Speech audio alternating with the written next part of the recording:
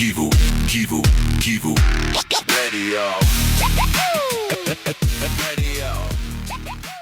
inzoga, manyinya, mucyurabuhoro, agatama n'andi menshi bakunda kuyitazira.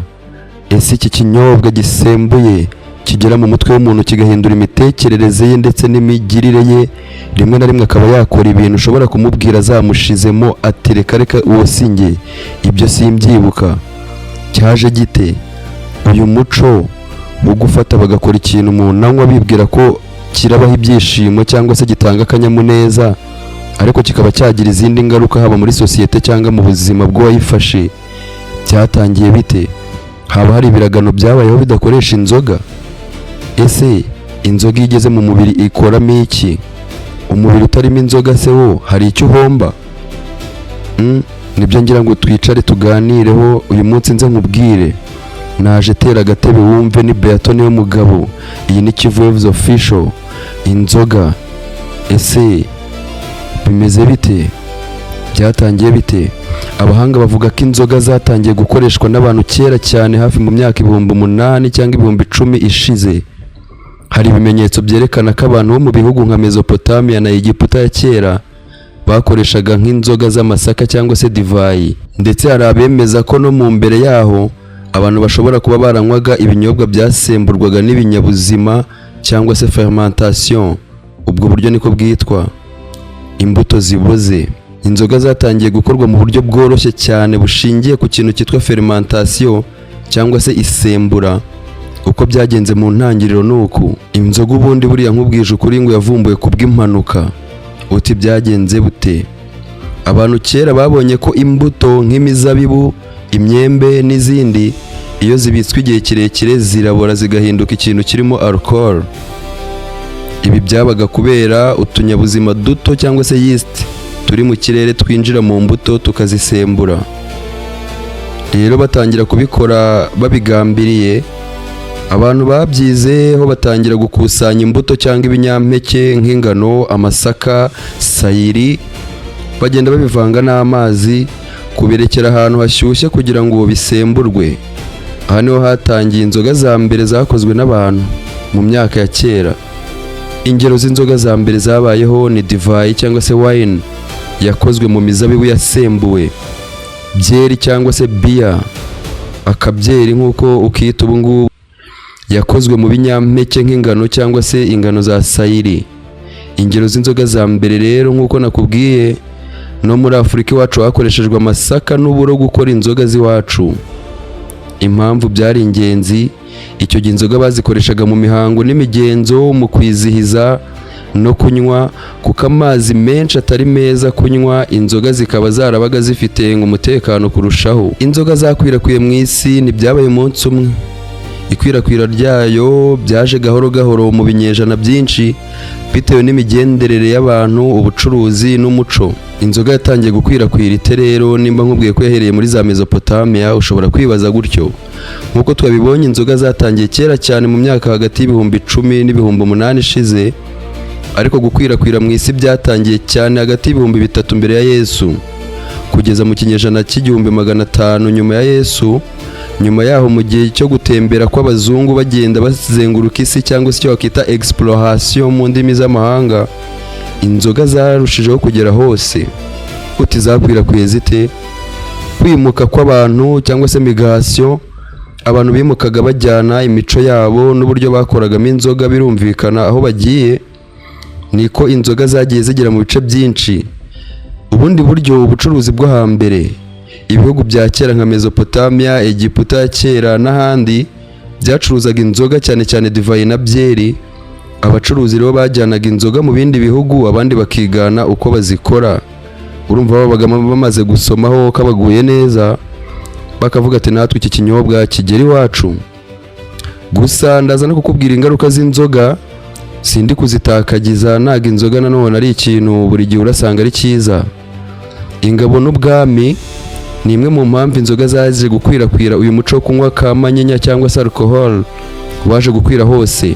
Ingabo zajyanaga inzoga aho zageraga hose. Urugero, Abaroma bakwirakwije divayi mu Burayi bwinshi. Abakoloni n'abagenzi cyangwa se explorers, les explorateurs, Mu kinyejana cy'igihumbi 400 n'igihumbi 600 abanyaburayi bageze muri Afurika, muri Amerika, bagera no muri Aziya. Mu byo bahajyanye rero harimo n'inzoga zabo nka byeri na divayi. Banigisha abandi uko zikorwa, birumvikana gukoresha ibiri aho batuye. Aho inzoga zageze hose abantu bahise bazihuza n'ibyo bafite.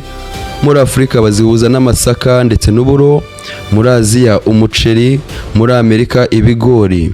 Ibyo byose byagiye bikorwamo cya kinyobwa nakubwiye umara gufata, ubwonko bukaba bwahindukira pe, ukabona umuntu imitekerereze irahindutse, n'imigirire akaba yakora n'ibindi bintu rwose bidasanzwe bikorwa mu busanzwe. Niyo mpamvu hari ubwoko bwinshi bw'inzoga zitandukanye ku isi, nuko zagiye zikwirakwira. Mu magambo magufi, nubwo atariho nsoreje, inzoga zakwirakwiye ku isi bitewe n'abantu bagendaga, ubucuruzi, intambara, ubukoloni kuva kera no kugeza mu bihe bya vuba.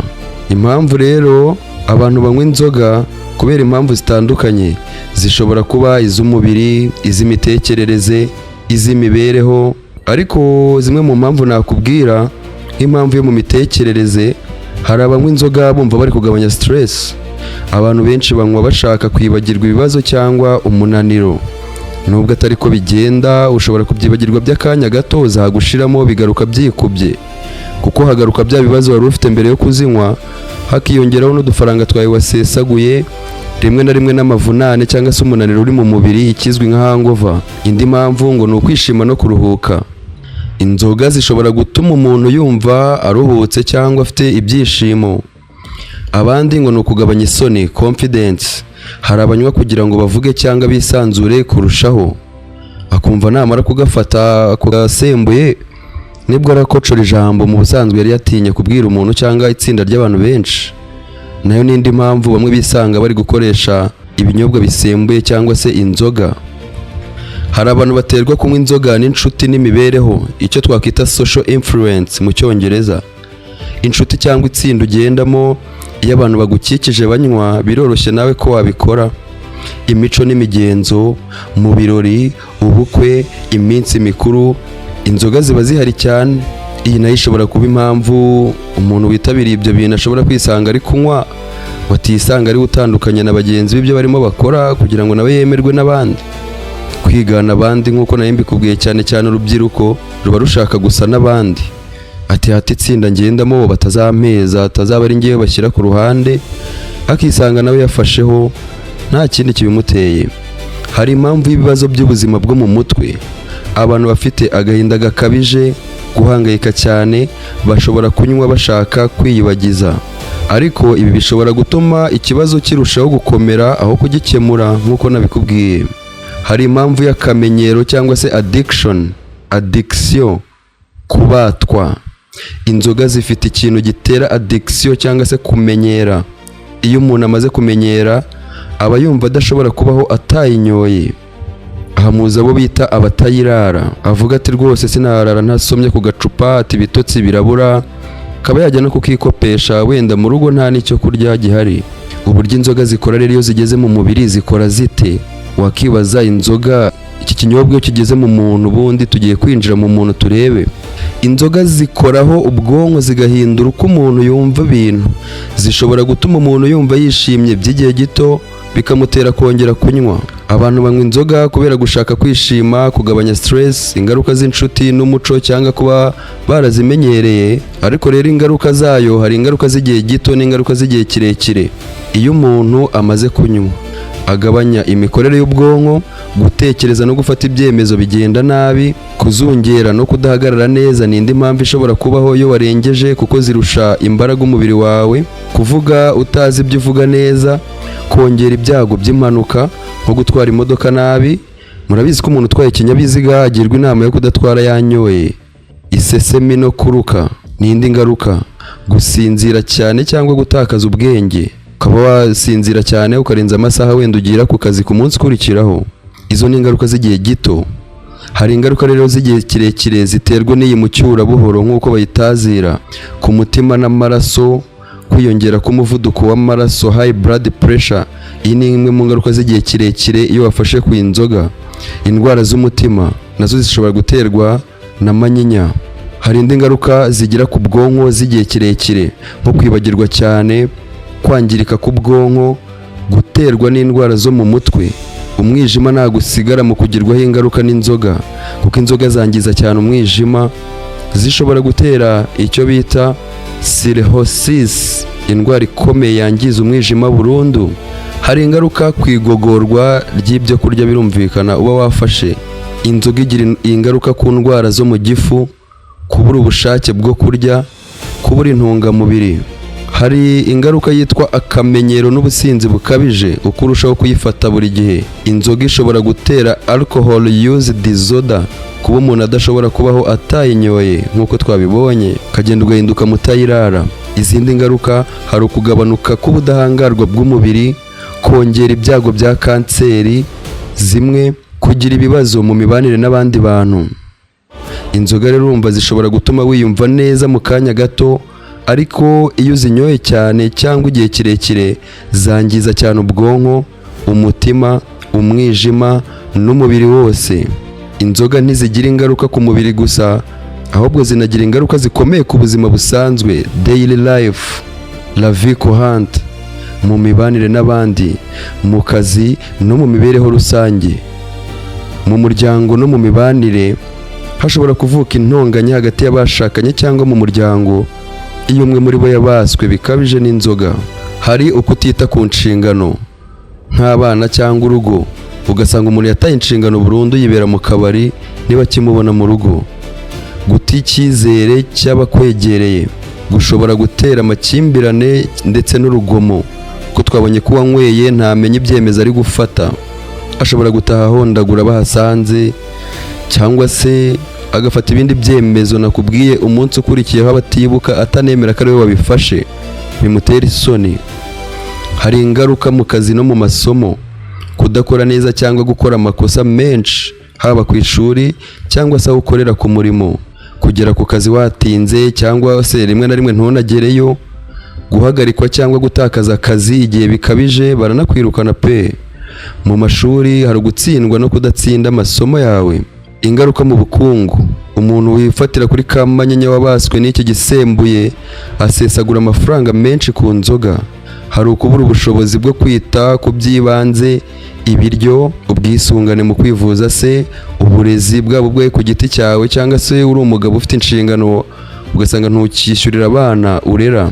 Kwishyira mu myenda, ugasanga umuntu yabaye kanyamadeni mu rusisiro, atari amadeni yafashe ari kubaka inzu cyangwa se ari kugura iryo tungo, yagiye yikopesha kugira ngo yinywere. Mu mategeko no mu mutekano hari ugukora amakosa, ushobora gushyira abantu mu bibazo by'amategeko bitewe n'ibyo wakoze wanyoye inzoga. Impanuka cyane cyane mu muhanda, niba umuyobozi w'ikinyabiziga yafashe kubisindisha ashobora kuyoborwa nabyo agahirika ya modoka atwaye, cyangwa se akanateza ingaruka ku bandi bari gukoresha umuhanda kubera guta ubwenge kwe. Hari ugufungwa cyangwa gucibwa amande biturutse ku iki gisembuye. Ingaruka mu mitekerereze n'imyitwarire, hari uguhinduka mu mico. Buri inzoga ishobora kongera ikintu cyo kurakara vuba, gufata ibyemezo nabi, kugira ibibazo byo kwiheba cyangwa guhangayika, kugera ku rwego rwa alcohol use disorder twamenyeye rwo kumenyera inzoga, ugahita uhinduka umuntu utagomba kurara atayibonye. Mu mibanire n'abandi twabibonye, gutakaza inshuti nziza kuko hari ubwo bakuvaho pe, bakavuga ati twaringinze byaranze ntabwo tukomeza kugendana n'akazizi. Kwiyunga n'abantu bafite imyitwarire itari myiza, hari igihe wisanga iyo utakaje inshuti nziza ntiwabaho udafite inshuti, ujya noneho kwiyunga kuba muhuje iyo myitwarire idahwitse. Kwigunga cyangwa kubura abakwiyegereza noneho pe, ugasigara uri umwe burundu, nta waza kukugisha inama, nawe ugira isoni zo kuba wagira ujya kwigisha kuko wahinguka bati dore wa musinzi. Akazizi, yaraborewe n'andi mazina umuntu afata mu rusisiro iyo yabaswe n'inzoga. Inzoga zishobora gusenya buhoro buhoro ubuzima bw'umuntu, mu muryango, mu kazi, mu bukungu no mu mubano n'abandi. Nubwo bishobora gutangira bisa nk'ibyoroshye, hari igihe bifata iyindi ntera. Uti rero kureka inzoga birashoboka, nubwo bisaba kwiyemeza no gutera intambwe buhoro buhoro. Hari uburyo bufatika bwafasha umuntu wabaswe na mucyura buhoro kuba yayireka. Inama ya mbere nakugira, fata icyemezo gikomeye. Iyemeze impamvu ushaka kureka inzoga, ubuzima, umuryango se, amafaranga yawe se ahagendera. Iyemeza impamvu ushaka kureka inzoga. Nimba ari ku buzima bwawe yagize ingaruka, ku muryango se, ni amafaranga se. Shyiraho intego isobanutse. Ushobora guhitamo kugabanya buhoro buhoro cyangwa se guhita ubireka burundu. Teganya igihe uzatangirira. Ushobora no gushaka ubufasha. Bwira inshuti cyangwa abo mu muryango bagufashe. Vugana n'umuganga cyangwa umujyanama. Hari n'amatsinda afasha abantu bafite alcohol use disorder cyangwa se kwa kubatwa gukabije no kunywa. Irinde ibintu bigutera kunywa. Irinda aho inzoga ziri cyane. Utubari, ibirori bimwe na bimwe uzi kujyayo ugahurirayo n'abantu babaswe no kunywa cyane. Irinde inshuti zigushishikariza kunywa. Menya ibihe bikugora. Nimba ari stress, irungu, maze ubishakira ibindi bisubizo bitari uguhitira ku kabari. Shaka ibindi bikorwa bisimbura inzoga. Urugero nka sport, gusoma cyangwa kwiga, kuganira n'inshuti nziza, kwiga ubumenyi bushya. Iga kugenzura stress. Kora imyitozo yo kuruhuka nko guhumeka neza, meditation n'ibindi. Irinde gukoresha inzoga nk'umuti w'ibibazo. Ibi byagufasha. Hari indi nama tugirwa yo gufata ubufasha bwa muganga niba bikomeye. Hari igihe umuntu ashobora kugira ibimenyetso byo kureka, withdrawal. Umuganga ashobora gutanga inama cyangwa imiti ibifasha. Ihangane kandi wiyihanganire nawe ubwawe. Ushobora gusubira inyuma rimwe na rimwe, ntucike intege. Mu magambo magufi, inzoga kuyireka birashoboka. Icya mbere ni ugutera intambwe yo kuyireka.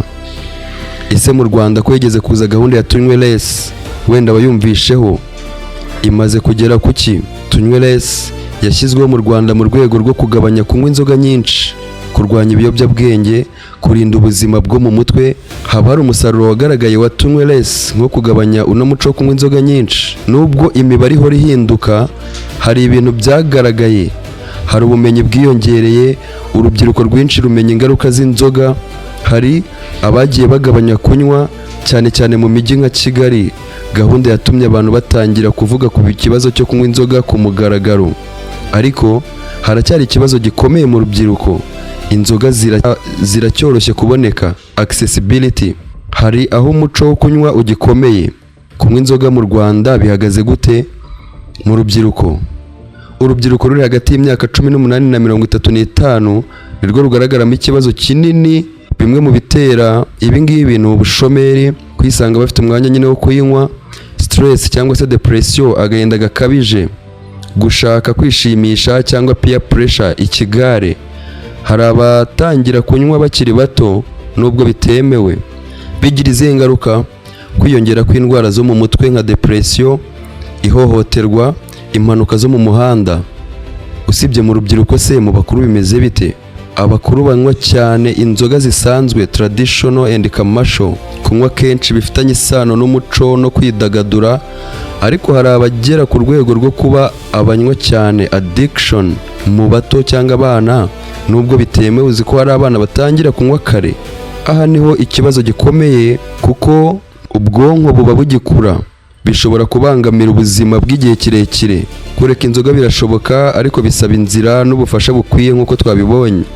Hari ukumenya ko wafite ikibazo. Intambwe ya mbere ni ukwemera ko inzoga zakugize imbata, gushaka ubufasha bwa muganga cyangwa counselor. Ushobora kujya ku bajyanama. Hari aho bakora detox, gukuramo uburozi bw'inzoga mu mubiri, naho wahagana bakazigukuramo ukaba utazinywa. Inkunga y'umuryango n'inshuti biri mu byo twabonye. Kumushyigikira aho kumucira urubanza, kumuba hafi igihe ashaka gusubira mu nzoga, ukamwegereza, ukamusimbuza ibindi mitekerereze. Sport twayibonye. Kwirinda ibimutera kunywa, gushyiraho intego nto, urugero kugabanya buhoro buhoro aho guhagarikira rimwe ku bantu bamwe. Imiti iyo byakomeye irifashishwa nayo. Hari imiti ifasha kugabanya ubushake bwo kunywa, itangwa na muganga gusa.